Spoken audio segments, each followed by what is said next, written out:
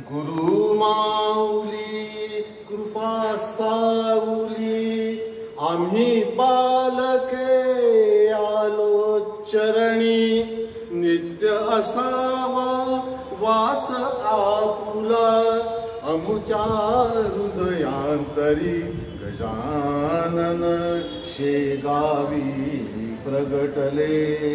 आणि नंतर शेवटचा हा जो कडू आहे खूप म्हणजे महत्वपूर्ण वाटतंय. शेगावते असे पंढरी शेगावते असे पंढरी आपण अमुची विठू माऊली नित्य घडावी वारी देवा आस हीच अंतरी गजानन शेगावी प्रगटले गजानन